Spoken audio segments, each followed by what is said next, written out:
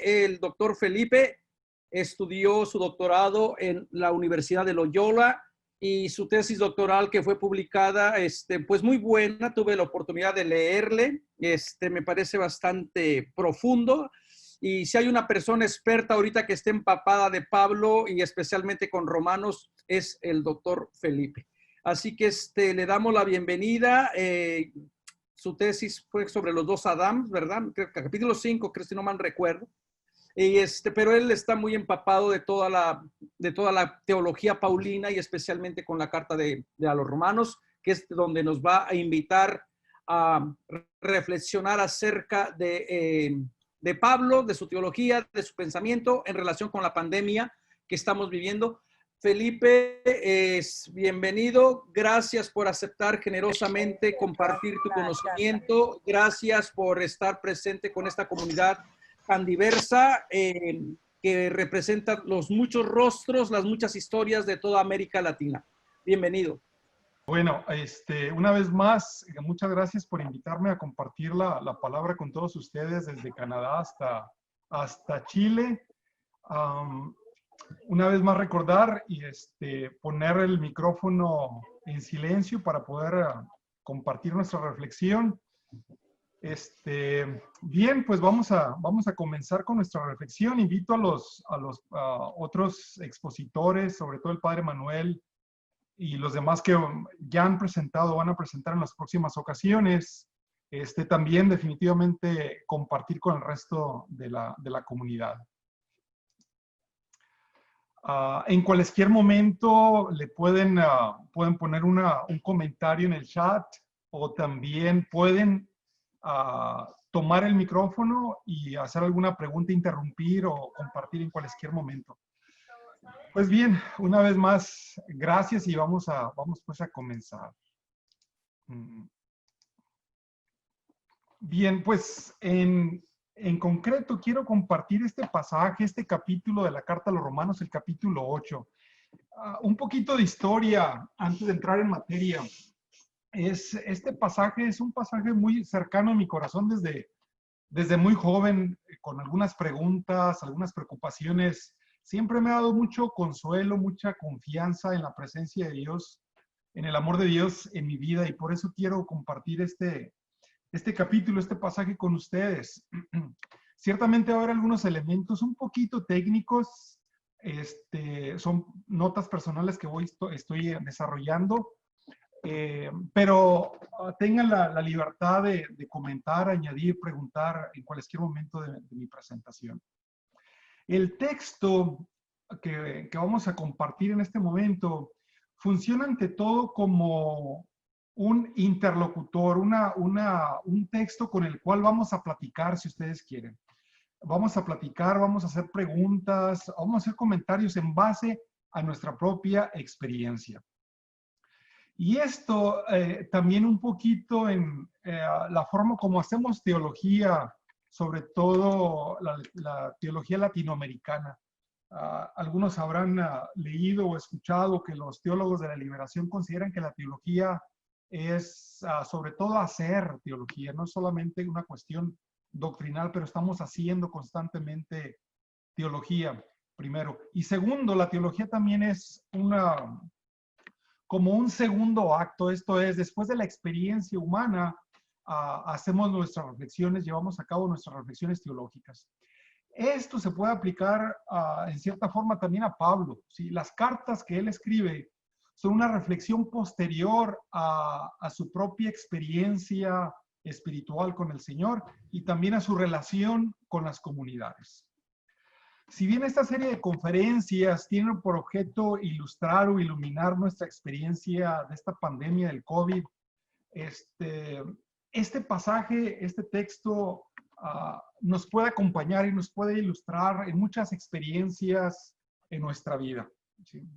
Ciertamente Pablo no estaba respondiendo a nuestra crisis actual. La situación de Pablo era diferente a la nuestra históricamente. Bien, con eso a forma de preámbulo, de introducción, comparto con esta frase con la que comienzo nuestra reflexión y con la que vamos a terminar también. Esto es la pregunta que Pablo hace de una forma retórica. ¿Quién nos separará del amor de Cristo? Y enumera algunas circunstancias, la tribulación, la angustia, etc. Ninguna cosa creada nos podrá separar del amor de Dios que está en Cristo Jesús, Señor nuestro. Y yo pienso que este es el núcleo del mensaje de este capítulo 8 de Pablo, de la carta a los Romanos de Pablo, y con esto quiero comenzar y una vez más terminar nuestra reflexión el día de hoy. Si se nos pasan algunas cuestiones técnicas, no importa, pero con que nos llevemos este pedacito de mensaje de parte de Pablo, creo que nos daremos por satisfechos y contentos. La forma que voy a presentar este capítulo lo voy a hacer de la siguiente manera, considerando que algunos de ustedes ya tengan algún conocimiento de las cartas de Pablo o la carta a los Romanos en particular, pero algunos otros no tengan la misma experiencia y por lo mismo quiero hacer una breve introducción a Pablo, a las cartas de Pablo y en concreto a la carta a los Romanos. Y la introducción va a tener cuestiones un poquito de historia y un poquito del contexto literario del capítulo 8. En primer lugar, debemos decir que la carta a los Romanos es la más larga, densa y controvertida carta en la que Pablo revisa temas en torno a la función de la ley, esto es la Torá de Moisés, y en torno a la fe en Jesucristo. Pablo escribe una comunidad que no había fundado ni conocido, salvo algunos miembros de ella. Y esta carta la escribe desde Corinto, probablemente alrededor del año 57, antes de llevar la colecta a los santos de Jerusalén en sus planes misioneros hacia España. En otras palabras, la práctica de Pablo era primero llegar a alguna comunidad, qué sé yo, en Tesalónica, Filipos, Corinto, etcétera, y después de pasar un tiempo con ellos predicando el evangelio, continuaba su camino a otros lugares. Y una vez que se había ido, él continuaba en contacto y en relación con estas comunidades por medio de las cartas. Y lo hacía atendiendo a cuestiones concretas, muy prácticas de cada comunidad. En el caso de la carta a los Romanos es diferente, porque Pablo no había fundado esta comunidad. De hecho, ni siquiera la conocía. Les escribe solamente para advertirles, anunciarles que pensaba llegar con ellos, esperar su favor, su apoyo, porque él pensaba llevar el evangelio hasta los fines del mundo, conocidos hasta entonces, que sería España, lo cual lo dice explícitamente casi al final de la carta, ya en el capítulo 15. Ese es básicamente el contexto histórico de la carta. Ahora, si Pablo no fundó esta comunidad cristiana o estas comunidades cristianas, como vamos a ver un momento, en Roma, ¿quiénes o quién fundó o quiénes fueron los fundadores de esta comunidad? Bien, antes de hablar de los cristianos en Roma, tenemos que hablar de los judíos en Roma, porque las comunidades judías funcionaron como la cuna, si ustedes quieren, de las comunidades cristianas. Por eso debemos hacer unas breves notas históricas en torno a los judíos en Roma. Los judíos en Roma, su presencia se remonta hacia el 161 antes de Cristo aproximadamente. Y esto lo tenemos sobre todo en las cartas, en los libros de los Primera de Macabeos y en un libro Proflaco, escrito por Filón de Alejandría. Ya nos habla de esta presencia de judíos tan temprano como el 161 antes de Cristo. El número de judíos se incrementó con la llegada de prisioneros judíos después de la conquista de Palestina en el año 63 de nuestra era, quienes al ser liberados se organizaron como asociaciones voluntarias en varias sinagogas. En el 19 ya de nuestra era, Tiberio ordenó, sin embargo, su expulsión de Roma, aunque más tarde, en el 31, él mismo permitió su retorno. Algo así como nos pasa a los que vivimos en Estados Unidos, a veces nos corren y ahí regresamos otra vez después del río, ¿verdad? En fin, la intervención de Agripa I previno solo temporalmente la aversión contra los judíos promovida por el emperador Gallo. Más tarde, en el año 41, el emperador Claudio prohibió las reuniones supuestamente religiosas de judíos y de otros grupos, y en el 49 expulsó de Roma a los judíos que causaban disturbios a causa de un tal Crestus. Y esto es probable que era una referencia a Cristo. Nada más que Claudio no tenía ni idea quién era, entonces por eso la referencia a un tal Crestus. Es decir, probablemente había unos conflictos entre judíos y cristianos. Estos cristianos procedentes ya del judaísmo o entre algunos de esos cristianos simpatizantes del judaísmo. Tenemos algunos textos que ahí presento con ustedes.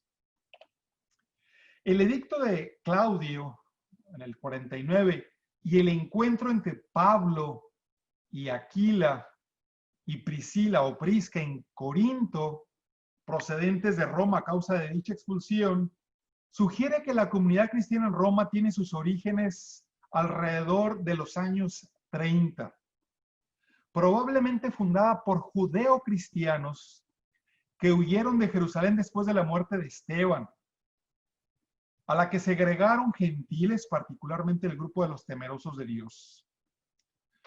Sin embargo, para el tiempo que Pablo escribe la carta, la mayoría de la comunidad cristiana estaría conformada por cristianos de origen gentil y por temerosos de Dios. La comunidad cristiana en Roma actualmente estaba conformada por un conjunto de comunidades. En otras palabras, no solamente era una, sino varias comunidades locales de cristianos, o algunos la llaman iglesias domésticas, pequeñitas de tal vez 10, 15, 20 o un poquito más miembros en estas iglesias domésticas. Desde el principio de la carta a los romanos, Pablo los saluda o saluda a todos, todas, diríamos en nuestro contexto histórico, todos y todas los que están en Roma, amados por Dios y amados a ser santos.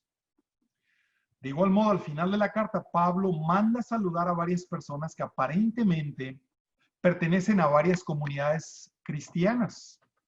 Por ejemplo, a Aquila y Prisca y a la iglesia de los que están en su casa de ellos. También manda saludar a los de la casa de Aristóbulo y a los de la casa de Narciso. Y ahí pueden ver otros nombres a los que manda saludar. Asíncrito, Flegonte, Hermes, Patrobas, Hermas y a los hermanos con ellos. A Filólogo y Julia, Nereo y a su hermana, y a Olimpias y a todos los santos que están una vez más con ellos.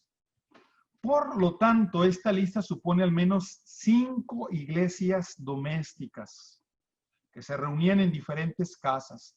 Sin embargo, estas comunidades tenían una identidad común, es decir, los santos, creyentes en Jesús como el Mesías y por lo tanto relacionadas entre sí. ¿Por qué menciono estos elementos históricos al comenzar la carta a los romanos? Porque es muy importante leer estas cartas o esta carta dirigida a una comunidad concreta, donde hay personas concretas con nombre y si ustedes quieren apellido, y que va a responder a cuestiones, situaciones muy concretas que vive la comunidad cristiana o las comunidades cristianas en Roma. Eso en cuestión, una introducción muy breve de la cuestión histórica de las comunidades cristianas en Roma. Enseguida hago una breve introducción para poner el contexto literario del capítulo 8 que vamos a comentar en unos momentos.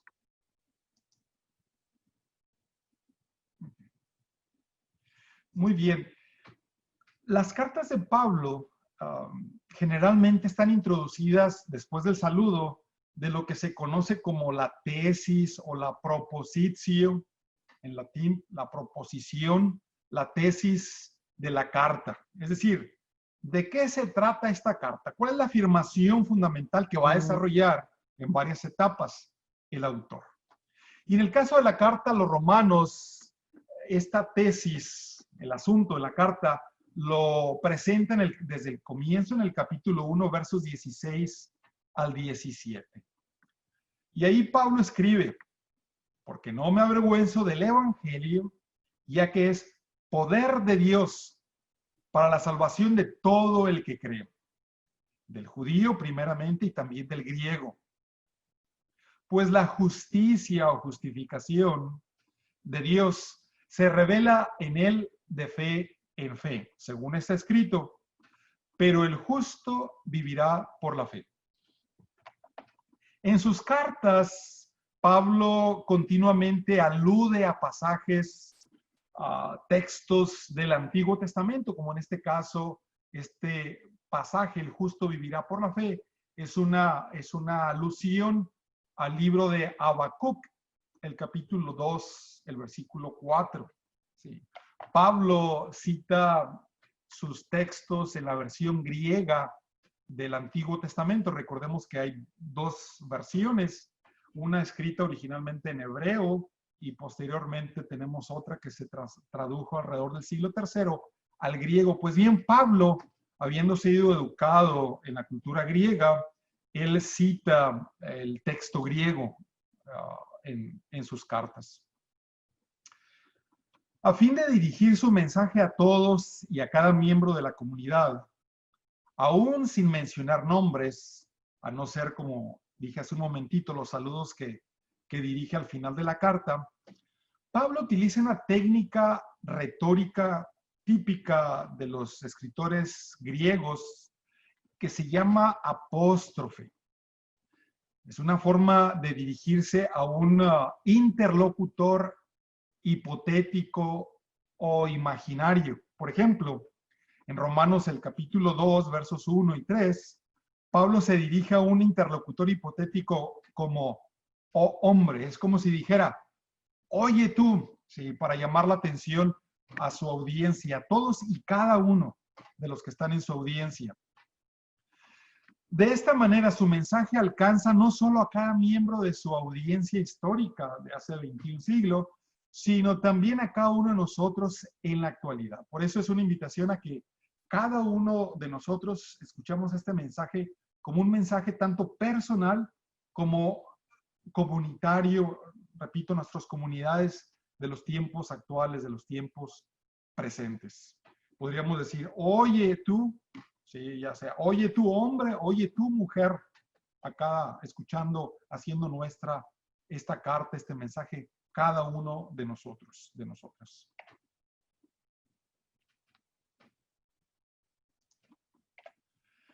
Tal vez por ser su última carta, en ella Pablo expresa una profunda agonía. Es una palabra que quiero enfatizar, que está presente precisamente en sus cartas y todavía de nuevo en el capítulo 8 de la carta a los romanos. Una profunda agonía y a la vez esperanza sobre el futuro de su propia salvación, la salvación de Pablo, la salvación del pueblo de Israel, porque él se considera judío, perteneciente a este pueblo, y de la humanidad entera, judíos y griegos. Permítanme enfatizar esta frase, esta sección. ¿Sí? Tenemos que poner en una relación muy cercana e íntima la angustia, por un lado, que Pablo experimenta y que nosotros podemos compartir con él, sobre todo en estos tiempos. Una profunda agonía, dolor, sufrimiento, angustia, ¿sí? Pero al mismo tiempo, y esto es el punto, tenemos que confesar profundamente nuestra fe en Jesucristo y la esperanza de nuestra salvación que se deriva de esta nuestra fe. Eso es fundamental para poder leer e interpretar este pasaje. A nivel personal, Pablo ya había experimentado muchas persecuciones, tanto de parte de la comunidad judía como de parte de algunos de su propia o de la propia comunidad cristiana, debido a su postura en torno a la ley de Moisés, a la Torá. Por ejemplo, en la carta a los Gálatas, básicamente Pablo critica y casi tira a la basura la ley de Moisés. La ley no salva, ¿sí? Lo que salva es la fe. Pero eso dio pie a algunas preguntas, preocupaciones de parte de algunas comunidades cristianas, ¿sí? Que Pablo había fundado, o en este caso de la comunidad cristiana en Roma, que Pablo no había fundado. El tema de la tribulación, de la angustia y de la aflicción está presente en sus cartas, y ahí les presento una serie de pasajes desde su primera carta que él escribe, la primera carta a los tesalonicenses, hasta las cartas a los corintios, la carta a los filipenses y ahora en particular su carta a los romanos.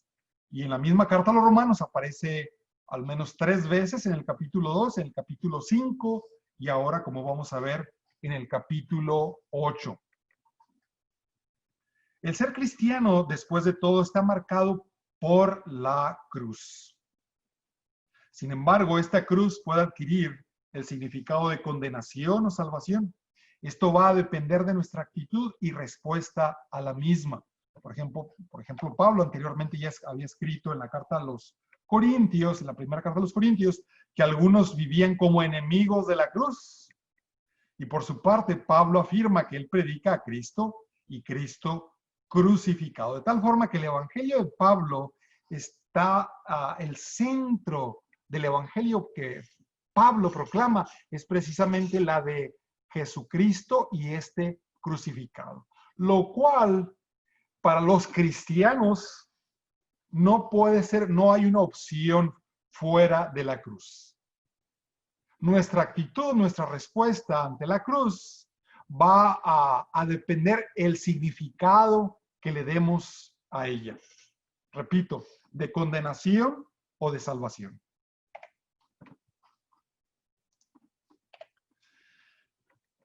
Eso es en torno a las cartas de Pablo, en torno a toda la carta de la carta a los romanos.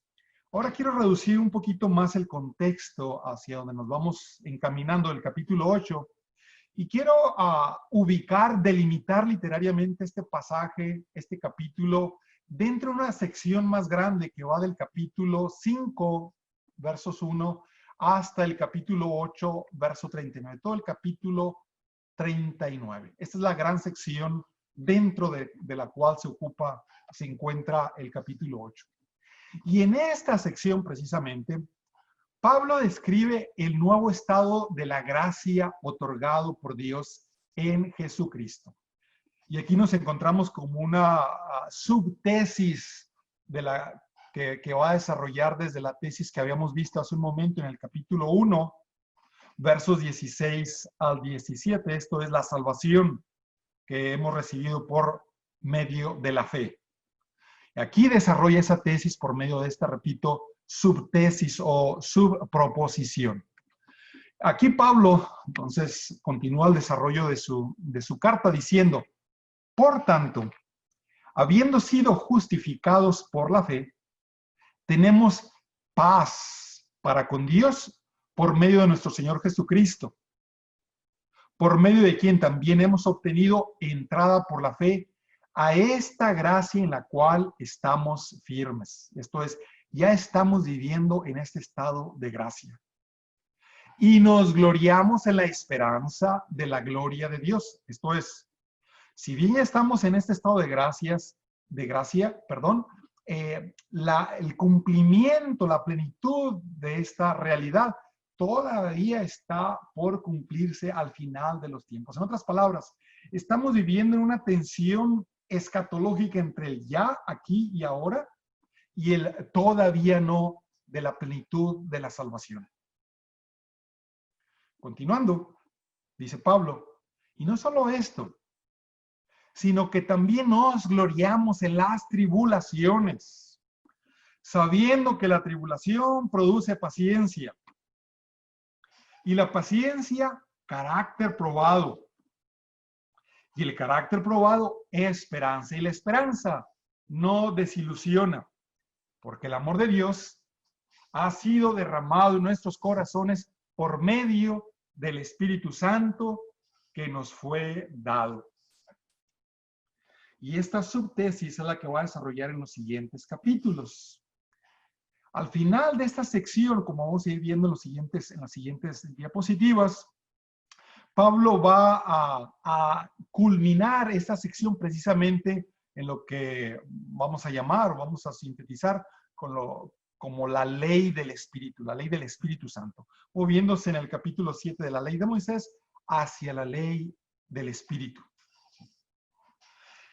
En esta sección, Pablo explica el significado de la muerte expiatoria de Cristo y lo explica por medio de la comparación entre Adán y Cristo. Y quiero hacer una pausa aquí y conectar con lo que el Padre Manuel ya nos compartía la semana pasada del libro del Génesis, los primeros 11 capítulos, pero sobre todo los primeros 3 capítulos del libro del Génesis.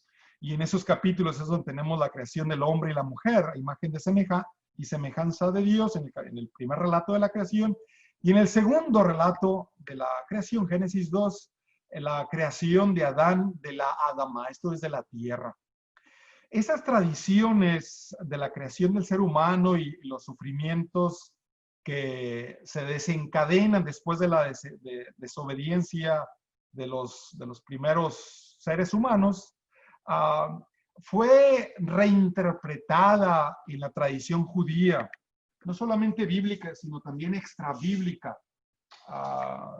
Algunos libros apócrifos, por ejemplo, hablan de este contraste y esta comparación entre Adán y Cristo. Pablo es uno de estos judíos que interpretan las escrituras, y también Pablo hace esta comparación entre Adán y Cristo, el nuevo Adán. ¿Sí? Es una comparación que yo llamo antitética. ¿Qué significa esto? Por un lado presenta a Adán y la desobediencia y la muerte que él nos introduce a todos sus descendientes. Y por otro lado introduce la figura de Jesucristo como el nuevo Adán, que gracias precisamente a su obediencia y a su muerte, nos ha traído la vida para todos.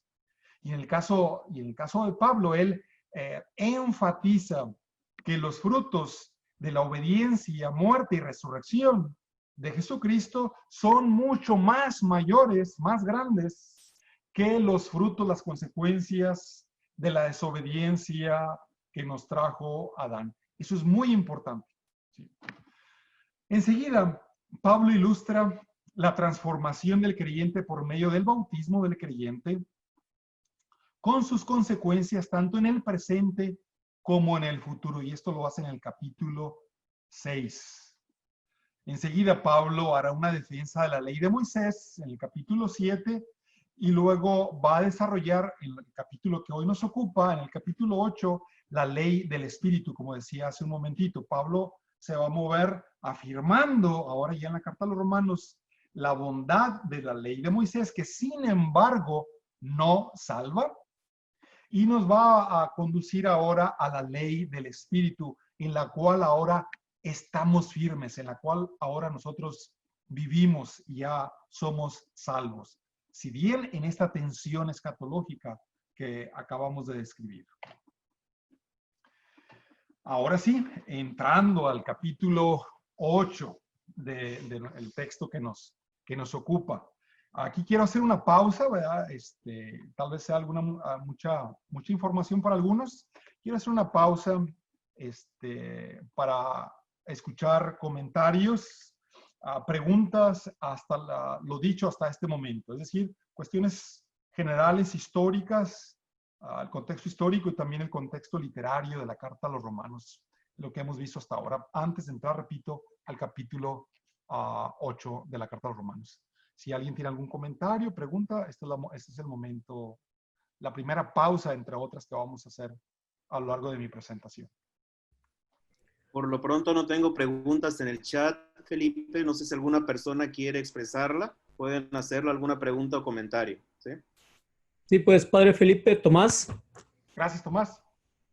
Pues recordemos que Pablo venía de la escuela de Gamaliel, bien formado fariseo, tenía un conocimiento muy, muy profundo de la Torá, y por lo tanto, él está muy, muy empapado de todo el conocimiento de los judíos, y por tanto, en la nueva visión que él tiene del camino, a lo que él le llamaba el seguidores del camino, pues él expresa muy bien toda esta teología, toda esta historia de la comparación entre la ley de los judíos a la nueva ley que es ahora Jesús.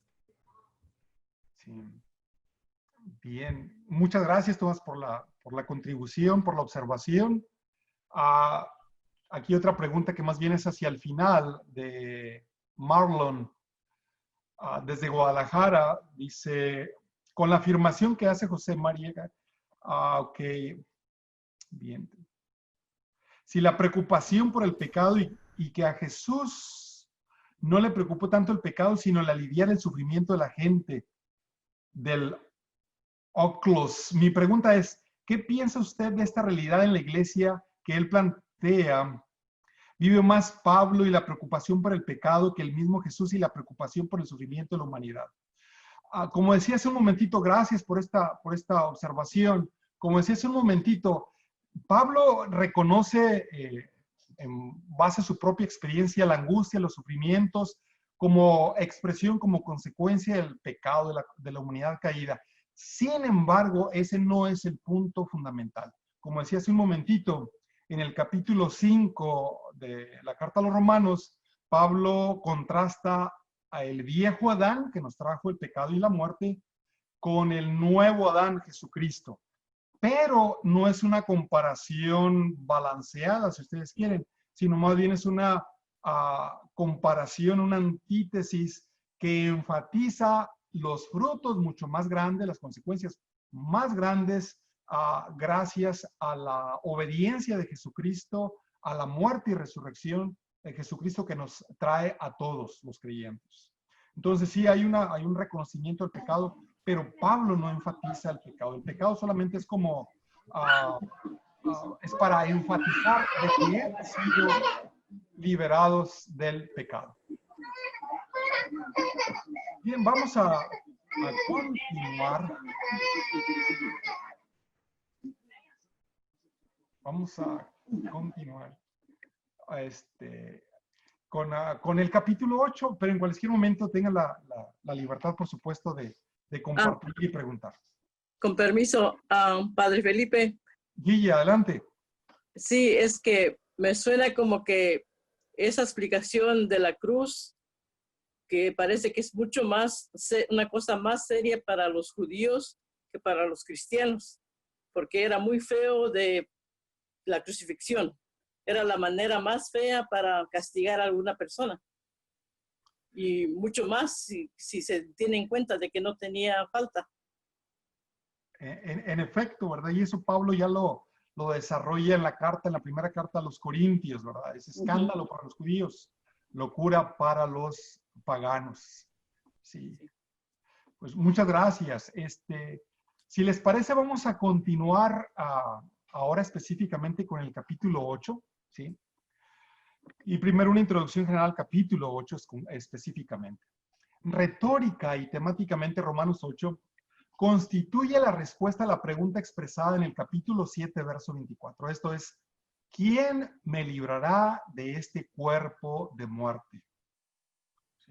Es una pregunta, como acabo de decir, retórica, no es porque Pablo no sepa, sino que esta experiencia de angustia, de tribulación, Pablo pregunta, y ahora, ¿quién me librará? ¿Sí?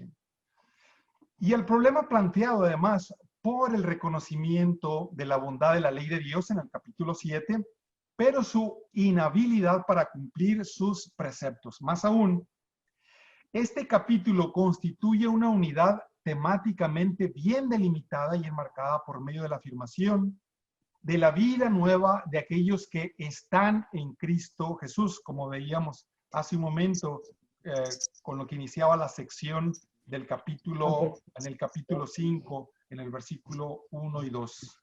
Para quienes ya no hay condenación, ni pueden ser separados del amor de Dios en Cristo Jesús.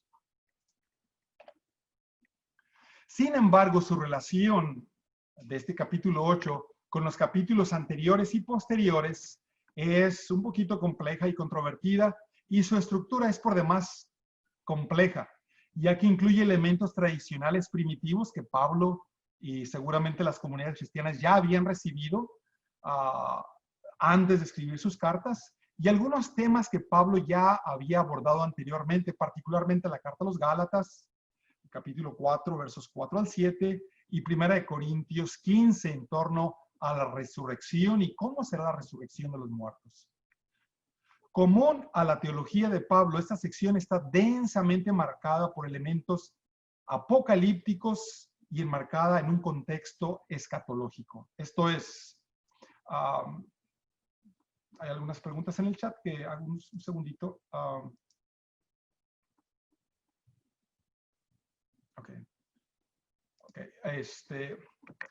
Bien,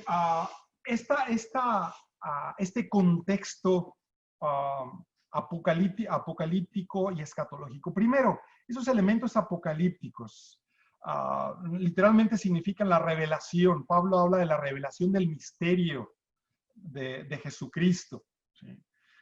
Y estos misterios que se están revelando ahora en los últimos tiempos es precisamente este contexto escatológico del que hemos hablado hace un momentito. Es decir, primero Jesucristo mismo y posteriormente Pablo mismo y otros judíos de la época estaban convencidos de que estaban viviendo ya en los últimos tiempos, en los últimos días, y que el advenimiento del reino de Dios o el día del Señor o el juicio, distintas expresiones para lo mismo, estaban por ocurrir. De hecho, Pablo en algún momento, por ejemplo, como lo expresa en su primera carta a los Tesalonicenses, creía que él iba a estar vivo ante la segunda venida de Jesús. Entonces, es muy importante tener en cuenta este contexto. Lidia, adelante. Lidia tiene una pregunta. ¿Sí me escuchan? Sí, adelante, Lidia. Sí, perdón, ese quería yo escribirlo mejor, pero bueno, es relacionado al término escatológico. ¿Qué significa?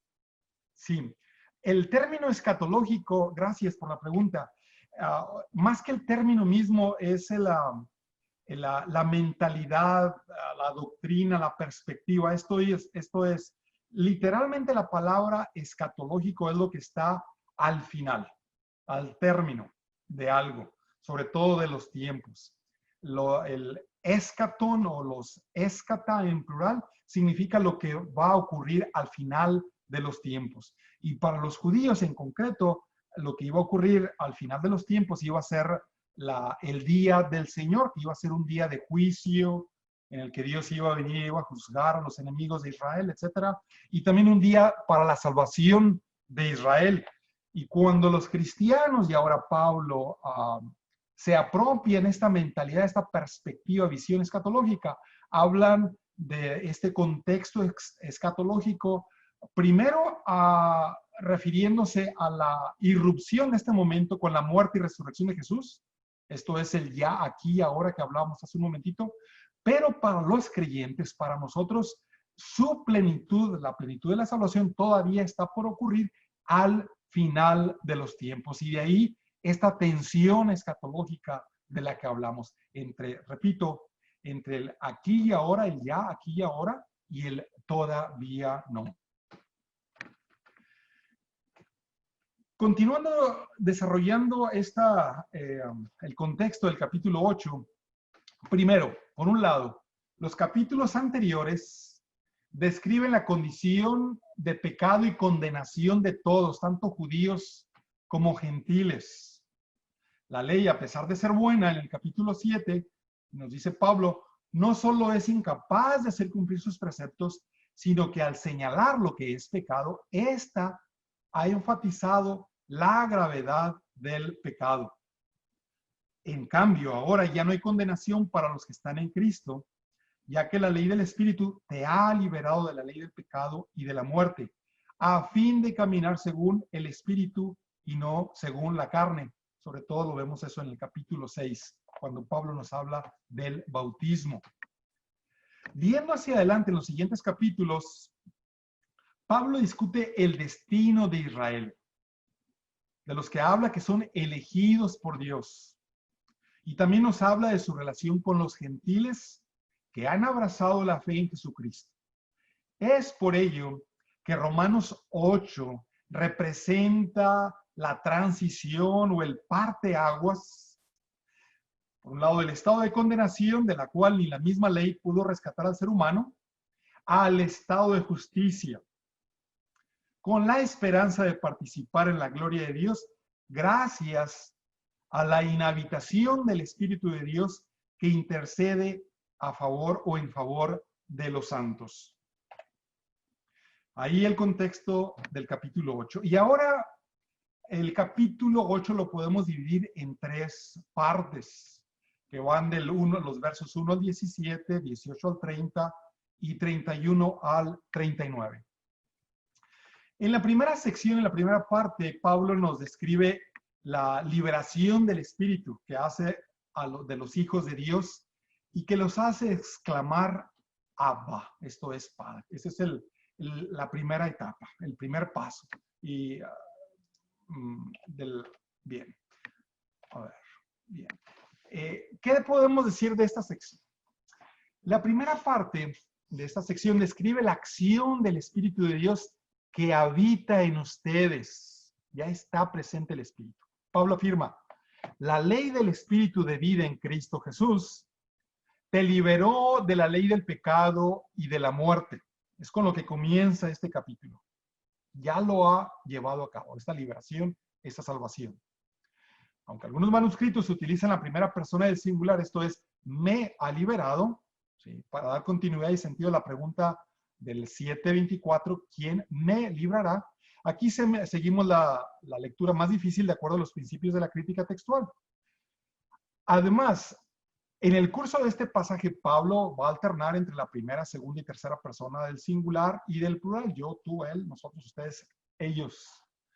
Debido a que la ley, debilitada por la carne, es incapaz de liberarnos, Dios nos ha enviado a su propio Hijo en la semejanza de la carne de pecado, por lo que respecta al pecado, para condenar al pecado en la carne, a fin de que el requerimiento de la ley fuera cumplido en nosotros, quienes caminamos no según la carne, sino según el Espíritu. ¿Qué significa este pasaje? Si la expresión carne, en la gran mayoría de los textos paulinos, significa fundamentalmente el pecado y la corrupción. ¿Sí? Ahora, la expresión esta de que Dios nos ha enviado a su propio Hijo en la semejanza de la carne de pecado, ¿sí? Podemos distinguirla en 2 momentos, de acuerdo a Filipenses 2, 6, 11. Esto es, el primer momento es la encarnación, ¿sí? El hecho de hacerse un ser humano, el hacerse siervo, uno de nosotros, ¿sí? Por un lado. El segundo momento de esa kenosis o kenosis, abajamiento de la encarnación, es la muerte. Es decir, se hizo uno de nosotros a fin de morir. ¿Sí? Jesucristo asumió nuestra muerte. Segundo, el tercer momento, repito, todavía en Filipenses 2, 6, 11, es precisamente la muerte en la cruz, que es precisamente condenar, la muerte en la cruz era la consecuencia del pecado, ¿sí? Para ser muerto maldito de Dios, precisamente para que ahí en la cruz Cristo condenara el pecado, ¿sí? Es decir, pagara nuestra deuda, nos redimiera gracias a su muerte en la cruz. Segundo, una vez liberados del pecado y de la muerte, el Espíritu capacita al creyente para caminar de acuerdo al Espíritu y no según la carne. Esto es, hay una transformación que yo puedo llamar existencial o ética del creyente. El espíritu no solamente es un concepto, una idea, sino que el espíritu, la presencia del espíritu en el creyente, en el cristiano, nos capacita para caminar o para vivir según el espíritu y no según la carne o el pecado. Una transformación actual y efectiva. Los creyentes, los cristianos, no solo caminan de acuerdo al espíritu, sino que éste los guía. De esta manera, Pablo subraya la función activa del espíritu. Así, los que caminan de acuerdo a la carne viven según la carne y piensan según la carne al pecado. Son enemigos de Dios, lo que conlleva la muerte, lo que significa la muerte. Mientras que los que caminan de acuerdo al espíritu viven según el espíritu y piensan según el espíritu, lo que conlleva la vida y la paz. Tercero, en los versos 9 al 13, Pablo se dirige en segunda persona del plural, ustedes, y aquí todos nosotros los que estamos escuchando este mensaje de Pablo, nos hacemos, por supuesto, acogedores de su mensaje. Nos se dirige en esta segunda persona a nosotros, ustedes, con una serie de afirmaciones condicionales que subrayan la tensión entre la presencia y acción del Espíritu en el presente. Condicional significa es si esto o si aquello, si esto o lo otro. Y en este caso, por ejemplo, Pablo dice, si de hecho el Espíritu de aquel que resucitó a Jesús de entre los muertos habita en ustedes. ¿Sí? Por un lado, si decimos que el Espíritu habita en nosotros, y la futura participación en la resurrección de los muertos. Esto es, el que resucitó a Jesús de entre los muertos, también dará vida a sus cuerpos mortales por medio de su Espíritu, que ya habita en ustedes.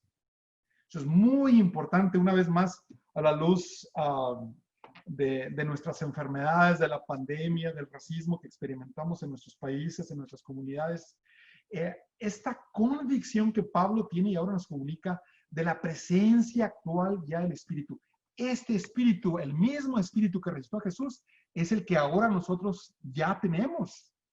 Y en cierta forma ya vivimos aún en esta tensión escatológica que hablábamos hace un momentito. Y esto va a ser lo que va a dar esperanza o fundamento a nuestra esperanza, precisamente. Nuestra presencia, nuestra participación en el mismo Espíritu que resucitó a Jesús de entre los muertos. En cierta forma ya hemos iniciado en este proceso de resurrección. Como consecuencia, Pablo continúa, si de hecho viven de acuerdo al Espíritu, los creyentes deben dar muerte a las obras del cuerpo.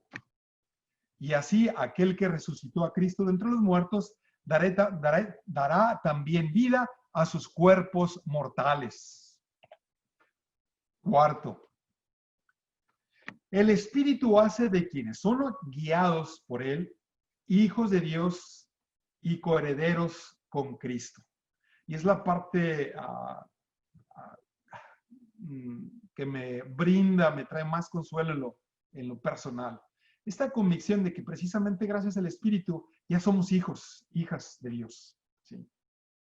Y es una realidad que ya vivimos, no solamente en la oración, por ejemplo, del Padre Nuestro, sino que en nuestra relación cotidiana con Dios. Somos hijos, somos hijas de Dios. Esta profunda convicción de ser hijos e hijas de Dios que nos trae la paz.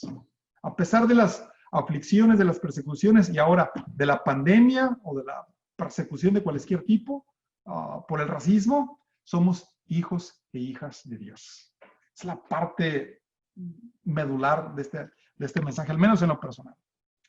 De ahí, Pablo nos dice que el espíritu de adopción nos haga exclamar Abba. Y Pablo utiliza la expresión original hebrea Abba, que Jesús mismo la comenta en Marcos 14:36. Algunos comentan que esta es una de las mismísimas palabras de Jesús conservadas en arameo, que fue transmitida en la comunidad cristiana y que ahora Pablo repite y que si bien traduce para aquellos que no conocían el arameo, Abba, lo traduce para ellos, en la comunidad romana, Padre, Abba, Padre. Y es por eso lo pongo entre signos de exclamación, es no solamente una referencia a papá o padre, sino es como si dijéramos, oh Padre, ¿sí? Es una auténtica exclamación, ¿sí? Y esto es gracias al Espíritu que resucitó Jesús de entre los muertos. Es decir, libres ya de la ley del pecado y de la muerte, el Espíritu hace de los creyentes hijos e hijas adoptivos de Dios. Como decía hace un momento, esta expresión aramea Abba y su equivalente griego pater sugiere que esta frase era utilizada en la liturgia primitiva, la cual se remonta al propio Hijo por antonomasia, a Jesús mismo. Ahora bien, la consecuencia de ser hijos e hijas adoptivos de Dios es el de ser herederos de Dios y coherederos con Cristo. ¿Sí? Esta unión íntima que Pablo repite constantemente en sus cartas por medio de la expresión con Cristo. Somos consepultados con Él somos bautizados, con Él morimos, con Él resucitamos. Esa es una expresión muy profundamente paulina. Quinto, la posesión de las primicias o de las arras del Espíritu garantiza la participación futura en la gloria con Jesucristo para aquellos que ahora padecen con Él. ¿Sí? En otras palabras, a pesar de estas tribulaciones, aflicciones que ahora sufrimos, ya poseemos estas arras o primicias del Espíritu. La siguiente sección, B, va a describir la esperanza en la futura glorificación de los hijos de Dios, que es nada más y nada menos que un desarrollo de la sección anterior, que introduce las primicias o arras del Espíritu. Ahora bien, la participación en los sufrimientos del Hijo de Dios y en su futura glorificación acrecienta la esperanza y el anhelo de participar en su gloria, aún o a pesar de estar viviendo en medio de los sufrimientos del tiempo presente. Y luego aquí una vez más retoma este pasaje que ya nos presentaba la semana pasada el Padre Manuel, el tema de la creación del Génesis capítulo 3. Pero ahora Pablo hace una integración, desde mi punto de vista, muy creativa y bella de la unión que existe entre la raza humana, el género humano y la creación, no como entidades separadas, distintas, sino profundamente integradas, correlacionadas entre sí. En otras palabras, así como el libro de Génesis nos describió que a la desobediencia de Adán y Eva, no solamente ellos sufrieron, sino también con ella toda la creación. Ahora Pablo va a escribir que esta creación también ya está anticipando, está gimiendo en esta liberación, ¿sí? Junto con los hijos, junto con las hijas de Dios. Así como la creación fue sometida a la corrupción debido a la desobediencia de los progenitores o primeros padres, Adán y Eva, representados en ellos, así ahora también la creación anhela profundamente, y hay que enfatizar profundamente, con gritos inexpresables, junto con la humanidad, su liberación de la corrupción y de la muerte y la revelación de los hijos e hijas de Dios, gracias una vez más a la posesión de las primicias del Espíritu. Pablo incorpora de nuevo algunas tradiciones judías y cristianas que al parecer debían ya conocer los cristianos en Roma. Por ejemplo, Pablo retoma la confesión cristiana de fe sobre el valor expiatorio de la muerte de Cristo. Pablo lo sabe, él considera que los cristianos en Roma, en Corinto, sí lo saben. Es decir, que la muerte de Jesucristo nos ha traído la redención. y también sobre su muerte y resurrección de entre los muertos. Por ejemplo, Pablo lo desarrolla extensamente en el capítulo 15 de la primera carta a los Corintios, y en ese capítulo, en los primeros 2 versículos, Pablo le recuerda a los Corintios que esto que les está comunicando acerca de la resurrección de Jesús, eso ya lo habían recibido ellos. Esto son tradiciones nucleares del Evangelio de Pablo, del Evangelio en sí mismo. Aunque Pablo, ahora enfatiza la función del Espíritu y la resurrección de Jesucristo y la futura resurrección de los creyentes. Segundo, otra tradición típica que Pablo, los cristianos en Roma y en otras comunidades cristianas conocían, era en cuestión a la filiación adoptiva, el cual tiene sus orígenes desde el Antiguo Testamento en la elección de Israel y su particular relación con Dios. Esto es, se habla de Israel como hijo de Dios, en los distintos pasajes que ahí les presento. En Gálatas, Pablo afirmaba que la adopción realizada por medio del Espíritu tenía por objeto la liberación de la ley de Moisés, la Torá. Sin embargo, ahora Pablo afirma que la ley del Espíritu nos ha liberado no de la ley de Moisés en general, sino concreta específicamente de la ley del pecado y de la muerte. Más adelante, Pablo reafirmará la predilección y adopción de Israel, algo que Pablo cargaba con cierta angustia y preocupación en torno al futuro del pueblo de Israel, sobre todo aquellos que habían rechazado a Jesús como el Mesías. Pero este Israel del que Pablo va a hablar y va a desarrollar, a extender, es un Israel que es definido no de acuerdo a la carne, por las genealogías, si ustedes quieren, ni por voluntad y obras humanas, sino por vocación y misericordia divinas. Es decir, la ley del Espíritu no anula ni la ley de Moisés ni la elección de Israel. Sin embargo, el fundamento de la elección de Israel ahora es la ley del Espíritu, que abraza a la humanidad entera y a toda la creación. El Espíritu está animando, repito, no solamente a la humanidad, sino a la misma creación.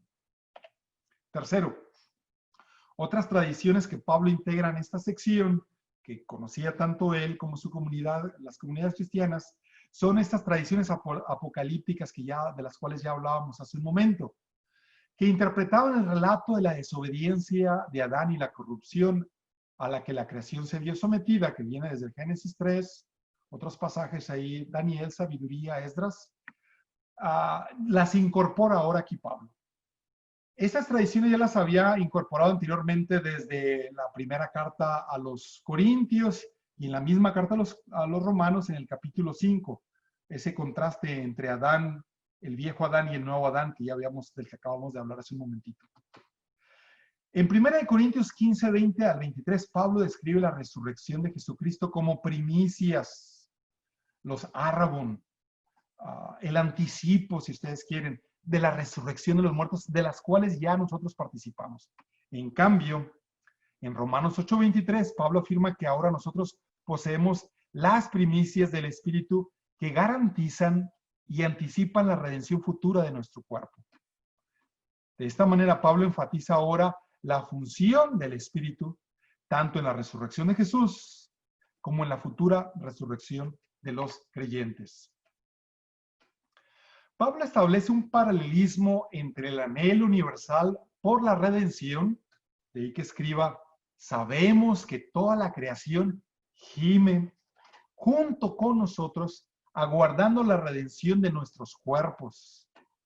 Y la certeza de que sabemos, por eso lo repite en 2 ocasiones, como pueden ver aquí en el capítulo 8, verso 22, y más tarde en la sección 8:14 al 17, 8:24, sabemos, lo repite 2 veces, que todo contribuye para el bien de los que aman a Dios. Ese sabemos, ¿sí? No solamente Pablo, sino todos los creyentes. Y ese saber es una especie de degustar, de experimentar efectivamente esta realidad. Más aún, así como el Espíritu hace de los creyentes hijos e hijas de Dios, y coherederos con Cristo, de ahí el Abad, del cual hablábamos hace un momentito, así también a los que Dios conoció con antelación, los predestinó a reproducir la imagen de su Hijo. Los llamó, los justificó y los glorificó. Un tema que Pablo repite ya anteriormente en 1 Corintios 15.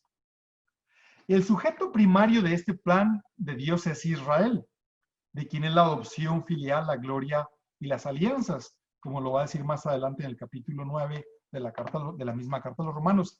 Sin embargo, esta filiación adoptiva no es de Israel según la carne, como decíamos hace un momento, sino de Israel según la promesa, ahora para toda la humanidad. En la última parte vienen una serie de preguntas que comienzan con un condicional. Si Dios está con nosotros, y la pregunta no es que Pablo esté dudando si Dios está o no está, sino es una forma de introducir retóricamente las siguientes preguntas, muy poderosas, ¿sí? Que ya está esperando que sus interlocutores, su audiencia y ahora nosotros respondamos de una forma afirmativa, ¿sí? Si Dios está con nosotros, Pablo escribe en esta última sección, dice, describiendo esta forma de patos de sufrimiento, los peligros que amenazan los que Dios ha justificado, Pablo utiliza el lenguaje y motivos propios de una corte. Un poquito una recapitulación y recordar el contexto general de la carta a los Romanos, la afirmación de que Dios nos ha justificado por medio de la fe y no por medio de la ley de Moisés, ¿sí? Aquí encontramos un momento crucial en el desarrollo de su carta, ¿sí? De esta justicia o justificación de la que estábamos hablando anteriormente, alcanza este momento crucial, imaginándonos, o Pablo presenta una escena hipotética, imaginaria, como si estuviéramos ante una corte, ante un juicio, que nos están acusando de una cosa u otra, ¿sí? Y por eso pregunta, ¿qué diremos en torno a esto? En lo dicho en los capítulos anteriores, no solo en el capítulo 8. Y la primera pregunta es, ¿quién está contra nosotros? Y Pablo afirma, el que no perdonó, no eximió ni a su propio Hijo, sino que lo entregó por nosotros, por todos nosotros, a la muerte, ¿sí? ¿Cómo no nos concederá también con él todas las cosas? La siguiente pregunta, ¿quién presentará cargos contra los elegidos de Dios? De ahí una vez más el contexto de la corte que Pablo imagina. ¿Quién presentará cargo contra los elegidos de Dios si es Dios mismo quien justifica? Es como si fuéramos a la corte y si Dios nos estuvo para acusarnos ante Dios, y luego que Pablo está diciendo, Él mismo nos está justificando, Él mismo nos salva. Continuando, ¿quién condenará? Si Cristo Jesús murió, más aún resucitó y está a la diestra, a la derecha de Dios e intercede por nosotros. Es nuestro abogado, ¿sí? Para interceder por nosotros, por nuestra salvación. Continuando, y esto ya nos acerca más de manera conclusiva al contexto que estamos viviendo en torno a la pandemia. Ahí, que probable y espero abra un poquito más el diálogo. Pablo se pregunta, ¿quién nos separará del amor de Dios? Pablo divide estas situaciones hipotéticas de estos peligros en dos grupos y concluyendo con una respuesta categórica, afirmativa, clara. El primer grupo describe las tribulaciones humanas en nuestro ambiente mundano, si ustedes quieren, en la tierra, ¿sí? Y entre ellos, a Pablo escribe, ¿acaso la tribulación o la angustia, la persecución, el hambre, la desnudez, el peligro, la espada? cuando habla de espada es ante todo simbólico, porque la espada representa ante todo la misma muerte, y una muerte violenta. Como lo sabemos, el propio Pablo la sufrió. ¿Qué nos podrá? Sí. Esta descripción Pablo le ilustra con las escrituras, con el Salmo 44, verso 22, y responde: en todo esto salimos súper vencedores gracias a aquel que nos amó. Y aquí la expresión griega que me permito compartir con ustedes es nikao, como pueden ver aquí, N-I-K-O, como la palabra de esta marca deportiva, es de vencedores, pero con el prefijo hiper, por eso super vencedores. Salimos más que vencedores, gracias a aquel que nos amó, porque el que nos amó ya ha vencido a la muerte y al pecado. La segunda, el segundo ámbito de amenazas hipotéticas es lo que está por encima de la tierra. Y estos son los poderes cósmicos o celestiales o espirituales, ¿sí? Todo lo que está más allá del ámbito propiamente humano. Y Pablo afirma: pues estoy convencido que ni la muerte, y la muerte aquí entendida no solamente como un fenómeno fisiológico, biológico, sino también la muerte como una, si ustedes quieren, como un monstruo. A menudo la muerte era presentada como una entidad actual, algo así como la calaca que vemos a veces en nuestras representaciones folclóricas, ¿sí? Pues estoy convencido que ni la muerte, ni la vida, ni los ángeles, principados, y por principados también podemos decir los poderes que habrían en el mundo cósmico, unos poderes espirituales, lo presente, lo que está por venir, poderes, lo alto, lo profundo, o alguna cosa creada. Sí, nada. Y luego concluye: nada podrá separarnos del amor de Dios manifestado en Cristo Jesús, Señor nuestro. Sí. Bien, y con esto concluyo propiamente el texto de Pablo, capítulo 8, ¿sí? Y tenemos, creo, suficiente tiempo para comentarios, no solamente preguntas, por supuesto que preguntas, pero también comentarios a la luz de su propia experiencia. Quiero introducir o abrir la oportunidad para nuestras preguntas y comentarios a partir de una experiencia personal mientras estuve trabajando por algunos años en un hospital local de aquí del área de la ciudad de Chicago, ¿sí? Donde pues veía a diario enfermedades de todos tipos, ligeras, pero también mortales, y donde veía a diario muerte, ¿sí? Y por un lado, la lucha de los enfermos y también del equipo médico por liberar a los pacientes de sus sufrimientos, de sus dolores y potencialmente incluso de la muerte. Pero muchísimas veces, inevitablemente, el desenlace de esta lucha contra la enfermedad era la muerte, desafortunadamente, y seguirá siendo, ¿sí? Y con esto quiero introducir una verdad cruda, realidad, si ustedes quieren, de nuestra condición mortal, ¿sí? ¿Sí? Eso es muy importante reconocer, ¿sí? Aquí recuerdo una experiencia que el Papa Francisco compartía de una jovencito que tenía una enfermedad terminal, al que le habló por teléfono, y después de repetidas intentos no se podía comunicar a Francisco con este jovencito, pero eventualmente tuvo la oportunidad de platicar con él. Y a los pocos días este jovencito murió. Y un comentario que hizo Francisco, el Papa Francisco, que me causó admiración y, si ustedes quieren, hasta escándalo, pero en el sentido positivo de la palabra, pero también admiración, así como shock, diríamos. La frase que él utilizó: que este muchachito se reconcilió con su propia muerte. Esto es la aceptación de nuestra condición mortal, no como el término absoluto de todo, sino como la transición y nuestra participación en la muerte de Jesucristo. Y así de la muerte podemos decir de la enfermedad. Es nuestra propia condición humana, ¿sí? Frágil, mortal, ¿sí? Que, repito, no es final, ¿sí?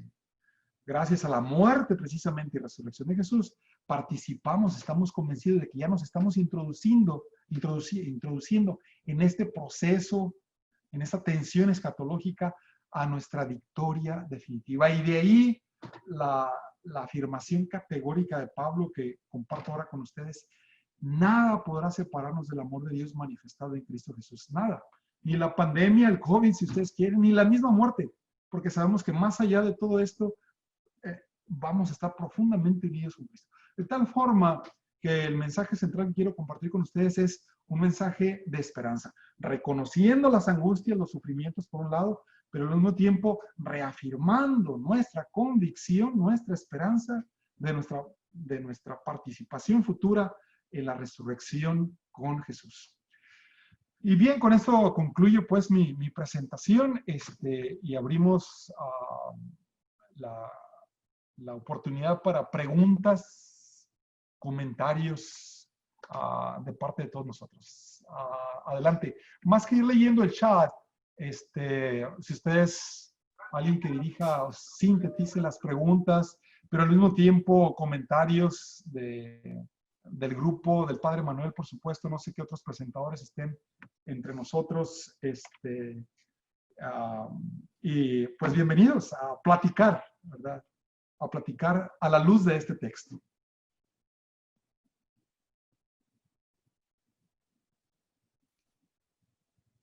Adelante. Padre. María. Sí, buenas noches. Buenas noches. Había perdido las otras clases, pero hoy tuve la oportunidad de estar en esta clase con todos ustedes y me da mucho gusto. Yo tuve COVID-19, estoy en San Antonio, primero me quiero presentar. Estoy en San Antonio, Texas. Soy mexicana de Coahuila. Me dio el coronavirus a finales de mayo. Igual como mucha gente no creía en el virus porque yo decía, Dios está conmigo, a mí no me va a pasar nada, yo estoy protegida por Dios. Total, nos fuimos a la playa con la familia y como a los 14 días me dio calentura una noche nada más. Y al siguiente día se me quitó, tomé medicamentos, tés naturales, eucalipto, jengibre, y recé, hice mucha oración, le pedí perdón a Dios por mis errores, por haber sido ignorante y no haber escuchado. Y pues de ahí decidí hacer un cambio en mi salud, primero que nada en mi salud. Estoy en una meta de correr 5 millas al día, y estoy participando más en las clases que el Padre Manuel Villalobos me hizo la invitación. Y pues la verdad estoy muy, muy contenta y estoy aprendiendo más de la palabra. Pero nada más quería informarles que sí, que este virus es de verdad. Yo soy una persona muy sana, a mí nunca me da calentura. Y cuando me dio calentura, yo dije, este es el virus, porque yo no soy una persona... A mí si me da la gripa o el catarro, nada más me da dolor de garganta y es todo. Y muchos de mis familiares, a mi hermano le dio, a mis sobrinas, pero gracias a Dios todos estamos recuperados, ya nos hicimos el examen otra vez y ya estamos negativos, ya estamos de regreso en los trabajos, pero sí. Muchísimas gracias por compartir, María, su experiencia, tanto desde el punto de vista médico de la enfermedad, pero también lo que la palabra misma nos inspira y nos ayuda. nos ilumina. Y eso es precisamente lo que quería compartir con nosotros. O sea, perdonen que se los diga así de una manera muy, ahora sí que muy cruel. O sea, tarde que temprano o nos vamos a morir, o nos vamos a enfermar o nos vamos a morir, sí. Pero el asunto es cómo vamos a tener esa experiencia de sufrimiento, de dolor, de enfermedad y de muerte. Si tenemos esa esperanza aún en medio con Jesús, o sea, aún ni la misma muerte nos va a separar de Jesús, del amor de Dios. Ese es el punto fundamental. Sin embargo, a seguir corriendo 5 millas, María. No, he estado tratando más en la palabra, he estado leyendo más que antes, ¿verdad? Antes era menos, ya no. Todos los días, Padre, y en las clases, la verdad, mis respetos. Ahorita estoy leyendo, me voy a trabajar, leo en la mañana, en mi hora de comida, y cuando regreso a la clase trato de llegar a tiempo. Pero sí, es muy importante la palabra y entender el significado de estos versos y de entender lo que es, porque mucha gente lo entiende de otra manera. Sí. Quiero Pero responder una pregunta que está en el chat de Alejandra Zurita de Atlanta. Muy importante, muy importante. Y es, como pueden ver ahí, es cuando, porque por ejemplo, la enfermedad nos puede, incluso la misma muerte puede atentar contra nosotros. Pero ¿qué hay cuando la enfermedad y la muerte atenta contra un ser querido? Sí. Y eso es muy importante y concluye la pregunta.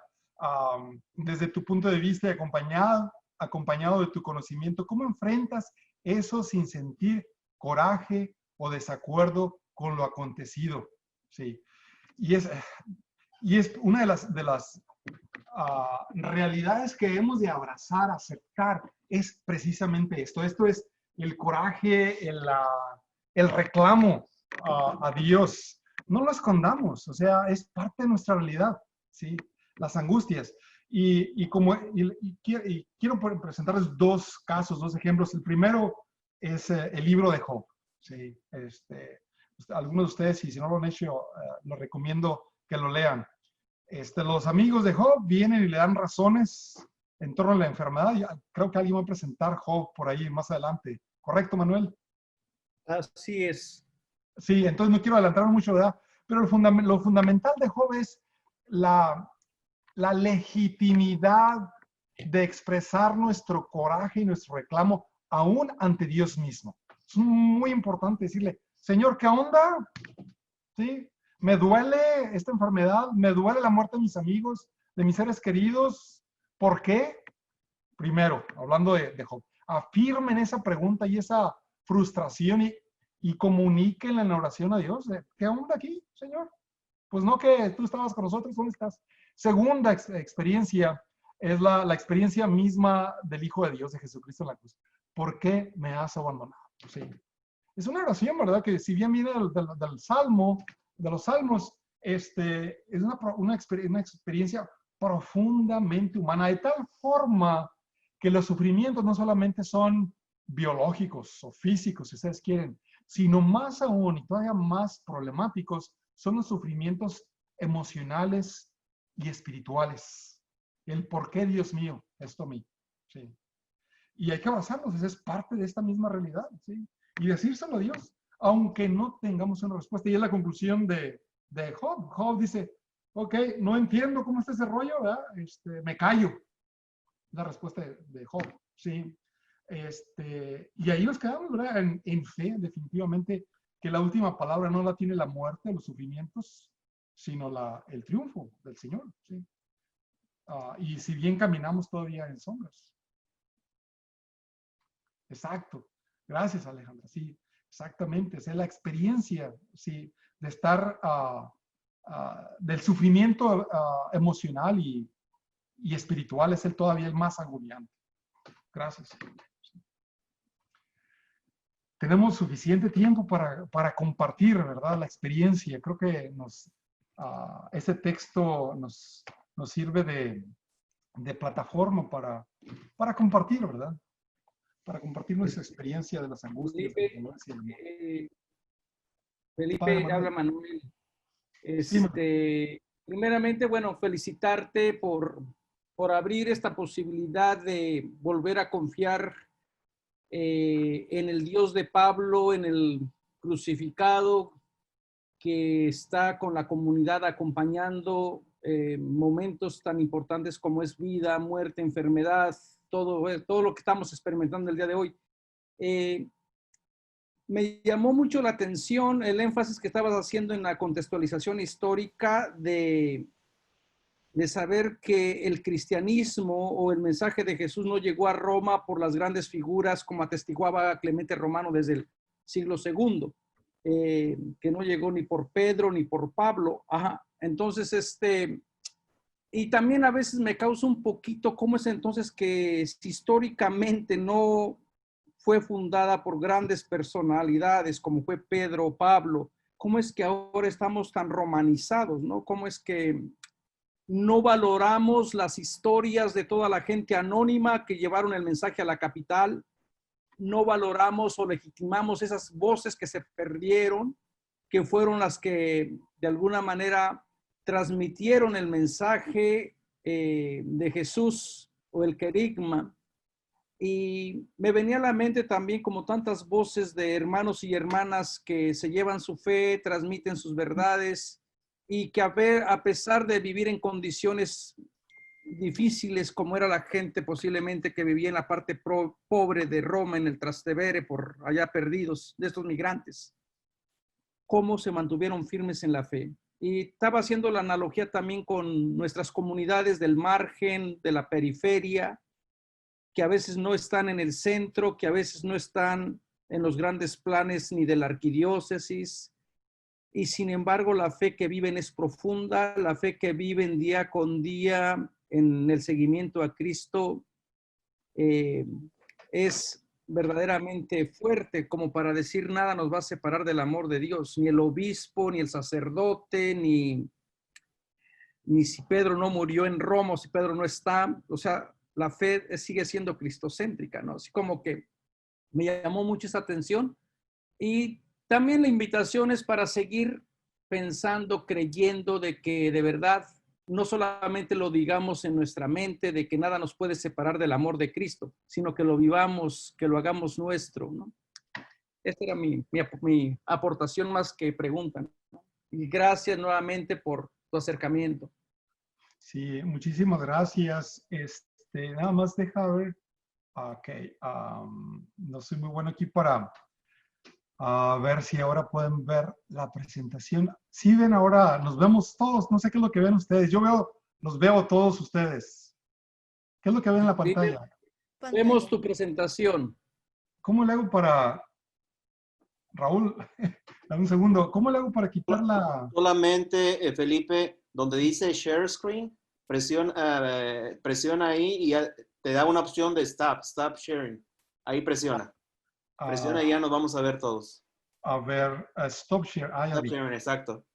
Perfecto, ahora sí. Gracias, perdón. No, tranquilo. Yo sí los estaba viendo a todos y a todas. Estamos aprendiendo todos, está bien. Gracias.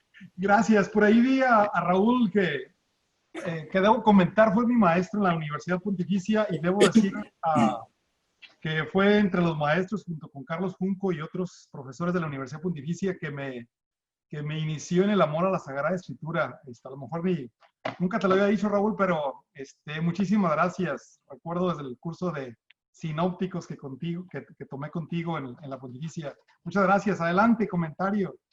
No, justamente quería yo agradecerte a ti. Bueno, sí, creo que esta presentación que has hecho, quiero decir tres cosas muy breves. Uno, que efectivamente este texto de la Carta a los Romanos es una especie de himno a una esperanza que no tiene desmayo, una esperanza firme. Y creo que es un mensaje muy importante ahora porque si algo está causando esta pandemia es una crisis de esperanza. Entonces tenemos, creo que una parte de la oferta que podemos hacer los creyentes al mundo en general es aportar elementos para que la gente en medio de estas dificultades siga manteniendo la esperanza. Segundo, el agradecimiento también es doble porque pues nos has ayudado a muchos de los que estamos aquí a prepararnos para la misa el próximo domingo, porque resulta que este texto creo que es el que va a ser proclamado en la segunda lectura del domingo próximo. Entonces también es una buena cosa que haya coincidido esto para que lleguemos a la misa del próximo domingo ya con todo esto que nos has compartido. Y lo tercero y último tiene que ver con lo que dijo Manuel a propósito de las personas anónimas que hicieron que en Roma se sembrara la semilla del Evangelio. Cuando Pablo escribe en este deseo que no sabemos si realizó o no, de irse hasta España y le escribe a los romanos para que lo reciban allá, y eso da la ocasión de esta gigantesca reflexión ya de su espiritualidad más madura. Reconoce él que no es él el que llevó el Evangelio allá, y tenemos esta digamos, como asunto pendiente desde hace mucho tiempo, que muchos especialistas escriben a propósito de quién puede ser el que llevó el Evangelio allá.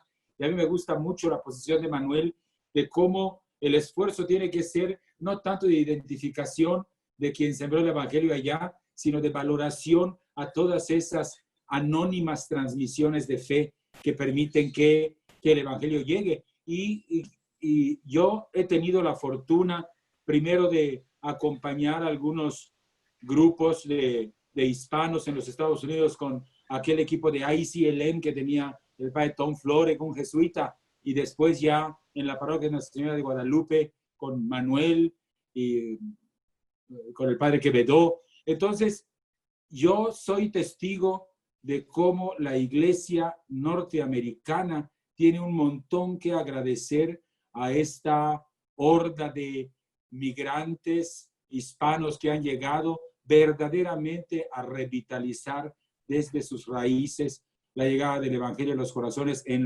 allá en las ciudades norteamericanas.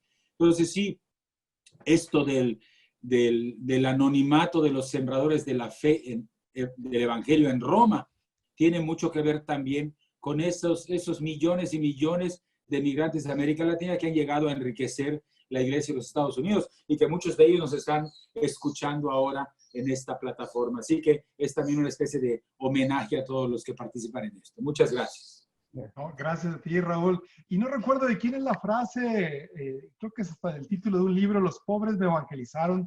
¿Recuerdas, Raúl o Manuel? Los pobres me evangelizaron. ¿De quién viene siendo esta frase? Esa se la atribuyen a Romero, sí, en una de sus homilías, y también por ahí a Casaldáliga. Pero creo que recuerdo más bien como a Romero. Bueno, Romero y Casaldáliga van, como ustedes saben, en la misma línea. ¿Puedo compartir? Sí, lo dice Monseñor Proaño también, y dice que la universidad de él fue el pueblo. Disculpen. Okay. No, gracias. Sí, en general parece que es una experiencia bastante común que una buena parte de estos grandes evangelizadores de América Latina que han marcado son grandes después, es decir, llegan pequeños, se alimentan de la fe de la gente y entonces su característica profética crece, ¿no? Esta experiencia de recibir mucho más de lo que se cree que se llega a aportar, es la experiencia de Samuel Ruiz, es la experiencia de Monseñor Romero, de Casaldáliga, de Monseñor Proaño, en general de todos los grandes de nuestro continente, ¿no? Sí, definitivamente. Al final de cuentas es el origen del Evangelio, ¿verdad? El pobre mismo por excelencia, Jesús mismo, ¿verdad? Sí. Dar una experiencia. Adelante. Te saluda Marta desde Paraguay, ya que estamos hablando del pueblo y sí, en estos tiempos del COVID. Nosotros en la fecha 15 de junio teníamos la oportunidad de estar en la fase 3 aquí en una ciudad que está pegada a la capital y vamos a poder tener nuestras celebraciones y vamos a poder otra vez hacer las colectas, ver a los vecinos. Y justo la mañana de ese día 15 fallece a pocas cuadras de mi parroquia claretiana un vecino por COVID. Prácticamente 2 días de lucha y ya se fue. Y claro, estaba el susto, estaba el miedo, las personas a pesar de todo no participaron en la primera celebración y estábamos un grupo de parroquianos conversando a ver cómo le podemos ayudar a la familia, qué iba a pasar, hablando con los que son del Ministerio de Salud y otros representantes de la ley también. O sea, asustados, pero también diciendo qué hay que hacer. Y haciendo un poquitito de justicia a las lecturas de ayer, donde mencionaban al rey Salomón y pedía por sabiduría para discernir el bien y el mal. Nosotros creo que también tenemos que usar un poquitito de eso y traerlo a nuestra realidad y hacer lo que se suele decir mal y rápido, a Dios rezando y con el mazo dando. Este hombre falleció y solamente hubo 3 positivos de COVID, a pesar de haber trabajado hasta 2 días antes de fallecer, recorrido la ciudad, o sea, tuvo en cuenta todos los cuidados posibles, mantuvo a su familia y a pesar de perder la vida, cuidó también al prójimo. Nosotros no hemos perdido ni un solo día de celebración, estábamos a 9 días de la fiesta patronal, se pudo hacer, pudimos reunirnos todavía con más razón con otros vecinos y ayudar a su familia también. O sea, él llevó hasta el último momento su vida como pudo, pero siempre pensando también en los demás, y aunque la perdió, como tú dices, no es el final, los demás pudimos continuar y pudimos ayudar también a su familia, todo porque él tuvo cuidado primero. Así que sí, con la confianza de Dios, salir a la calle, hacer nuestra vida, pero recordar hacer nuestra parte también. Definitivamente. Sí, gracias. Gracias, Marta. Gracias por compartir tu experiencia. Y esa experiencia de fe, una vez más, ¿verdad?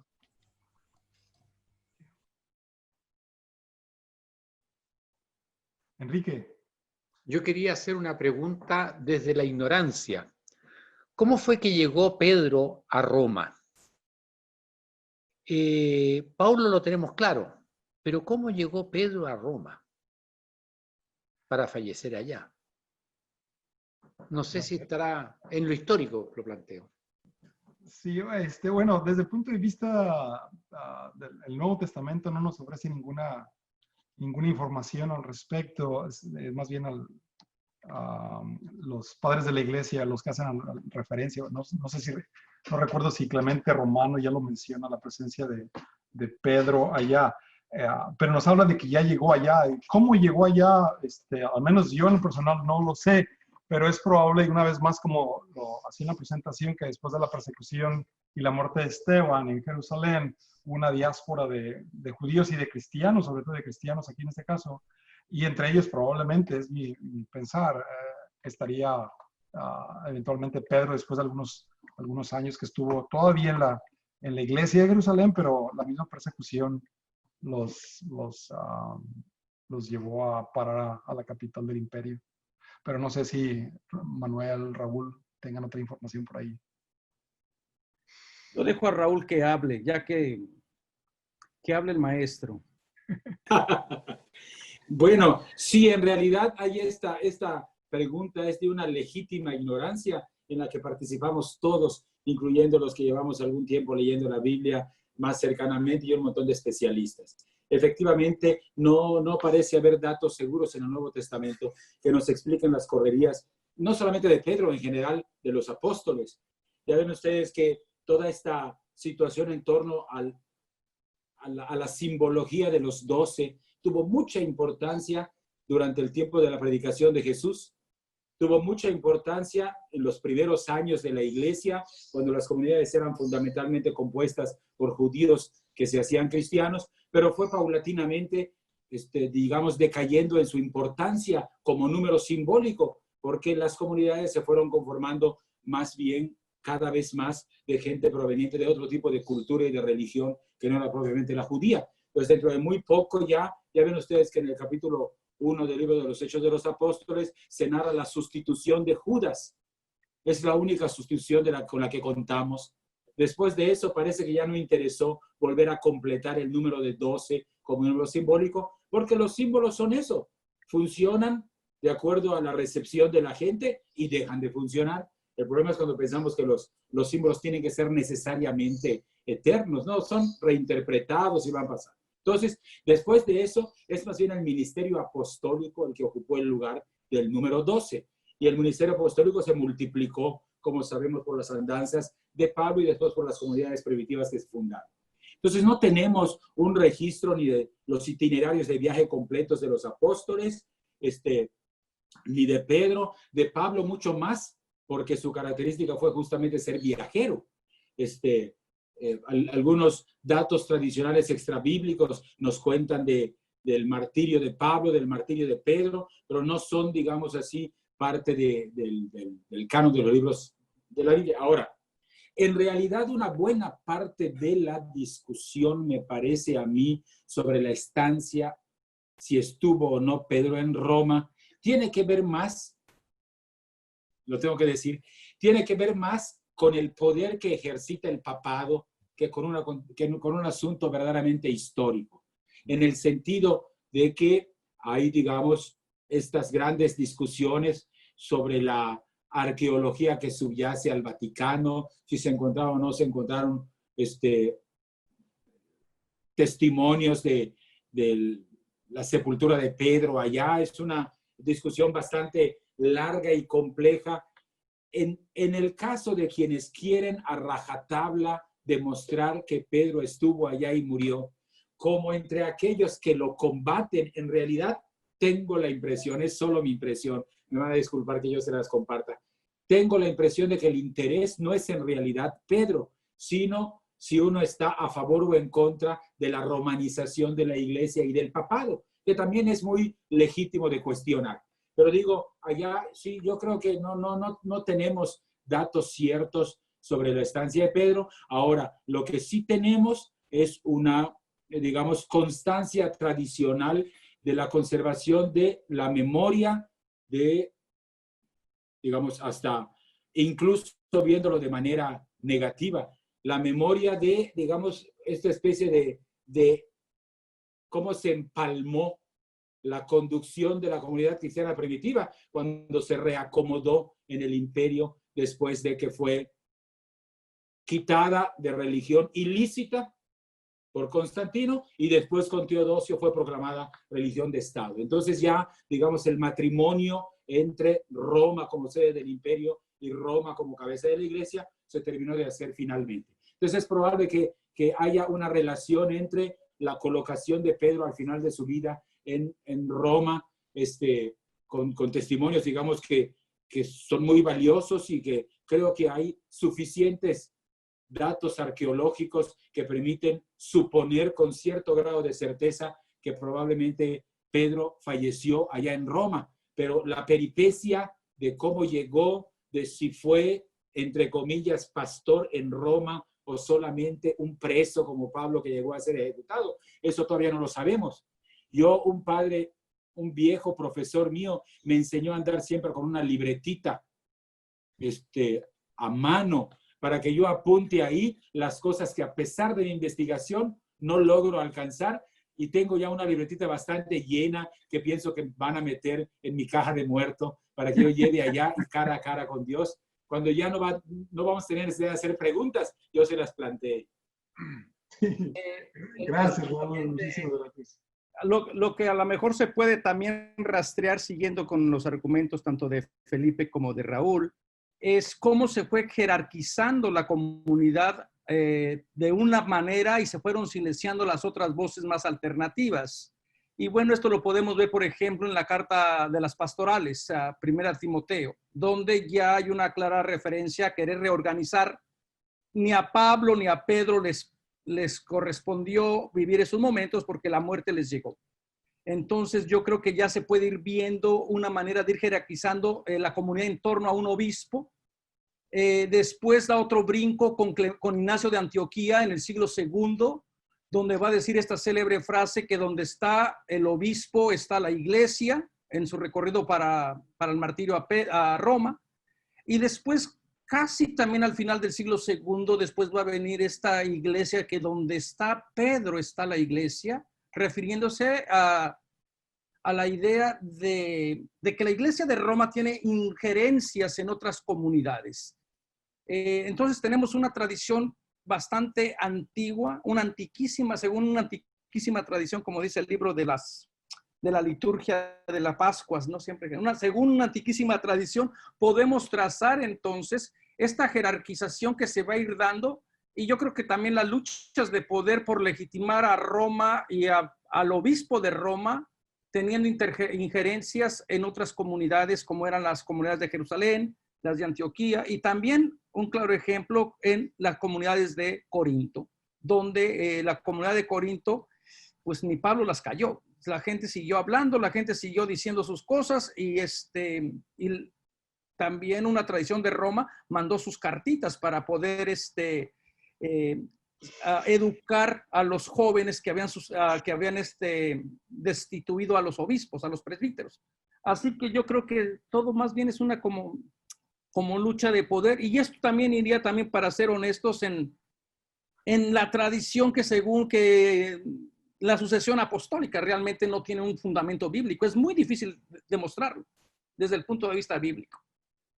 Yo creo que nuestros esfuerzos deberían ser más bien en admirar esas voces migrantes, esas voces sencillas, humildes, que transmitieron vida, que se mantuvieron firmes a pesar de la enfermedad, a pesar de la persecución que posiblemente sufrieron, en transmitir la fe. Y yo creo que esto es lo que celebramos, de decir, vivimos esta situación difícil de la pandemia, dificultades en lo político, en lo económico, en la violencia, pero así como esta comunidad supo responder firmemente, así yo creo que estamos invitadas a decir, nada nos va a separar del amor de Cristo, nada nos puede separar, porque Cristo nos ha justificado. Y yo creo que esto podría ser la pregunta que tiene por ahí también el padre Guti, que pregunta sobre cómo se entiende la justificación, y yo creo que esto podría ser un sentido de seguir adelante en la lucha.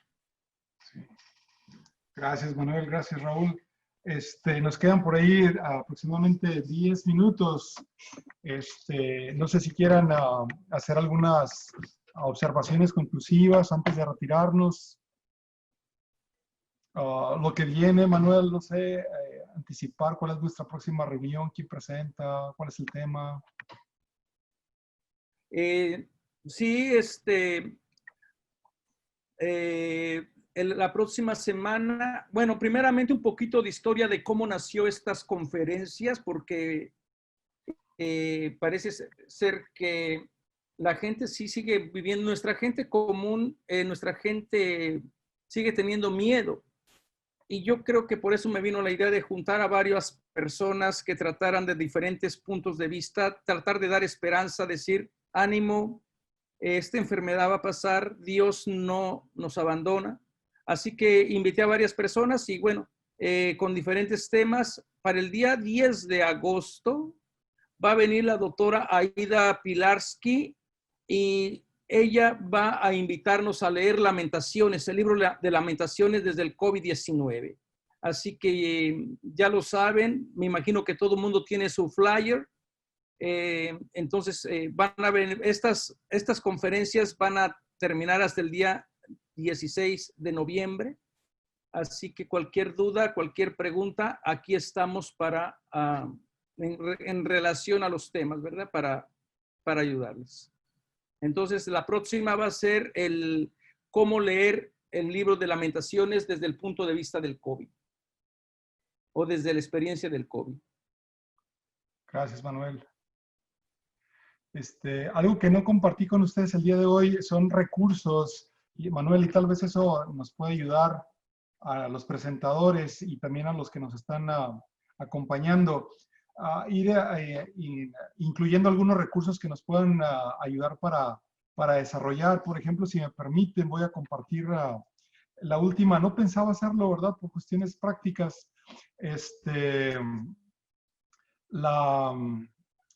Algunos recursos, por ejemplo, el website del IDICLA que tienes y diriges tú.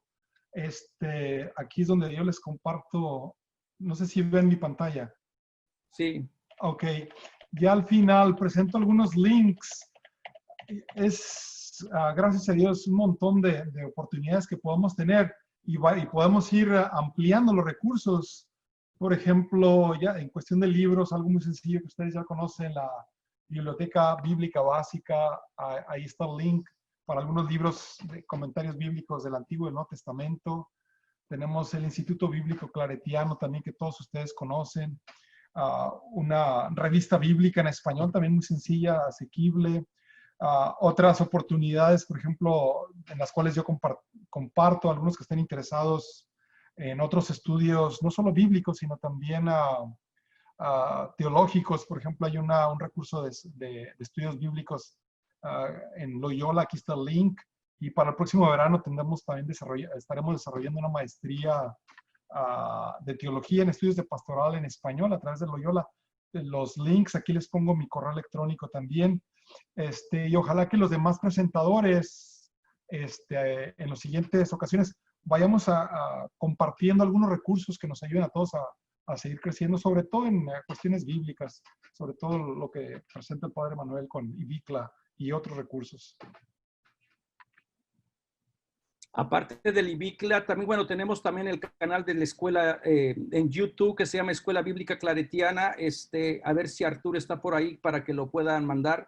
Ahí tenemos varios cursos completos prácticamente y gratuitos, cursos de los anteriores clases que hemos dado en el IBICLA. La finalidad es tenerlos todos para que esta información llegue a nuestra gente, ¿verdad? Cómo hacer accesible la información bíblica, porque parece que en el mundo académico va muy adelante y en el mundo, en nuestra gente, pues estamos a años luces, ¿no?